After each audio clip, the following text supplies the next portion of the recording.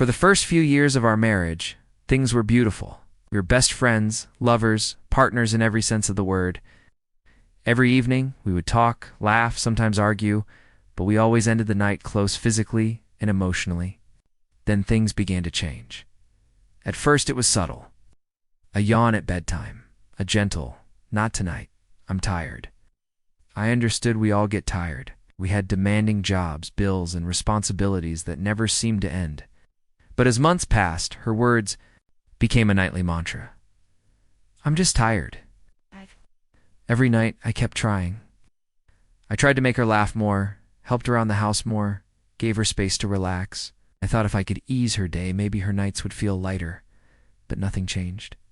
I would reach out to hold her hand, and she'd gently pull away. I tried to kiss her goodnight, and she turned her head. At first it hurt, then I started pretending it didn't.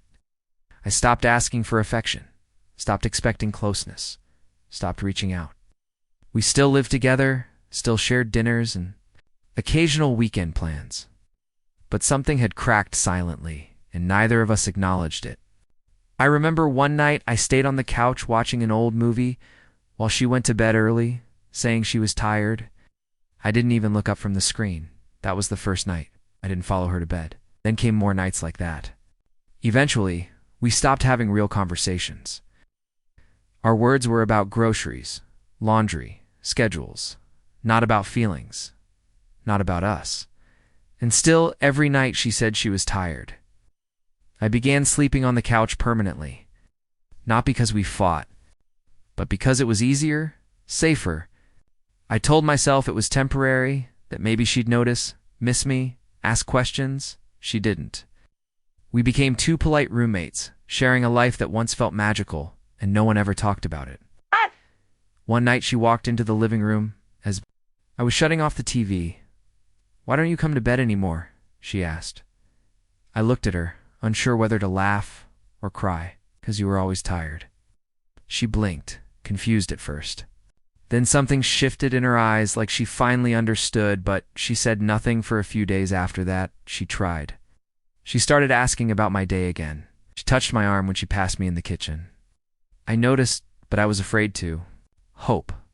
One night she came out in one of those old pajamas I use a love. She curled next to me on the couch and whispered, "I miss us." I looked at her, really looked. She was still beautiful, still the woman I had chosen. But I couldn't ignore the ache in my chest, the distance she helped build. "I missed us too," I said for a long time. But eventually I stopped missing. I just adjusted. Tears filled her eyes, but I didn't reach to wipe them. We sat in silence, wrapped in memories and regret. She tried more after that. She planned date nights, left notes on the fridge. She even asked to go to counseling. I agreed, but part of me stayed guarded at counseling. She confessed that she didn't realize how far we had drifted until I stopped. "Trying, I thought he'd always be there no matter what," she said. The therapist asked me how I felt hearing that. "I felt invisible," I answered. She cried again. And this time, I held her hand, because despite everything, I still loved her. But love isn't a one-person job. We worked on it slowly, carefully. Some nights she still said she was tired, but now she added, "But I still want to hold you." And that made all the difference. Rebuilding was painful. It wasn't like the movies. No dramatic reunions, no fireworks, just two people learning to be close again. Some days I wanted to give up. Some days she did. But we kept showing up. One evening, almost a year later, she looked at me across the dinner table and said, "Thank you for giving me another chance." I smiled, not because everything was perfect, but because it was honest. Thank you for noticing before it was too late. We still had work to do, and we would always have to keep choosing each other, but we weren't tired anymore. Not in a way.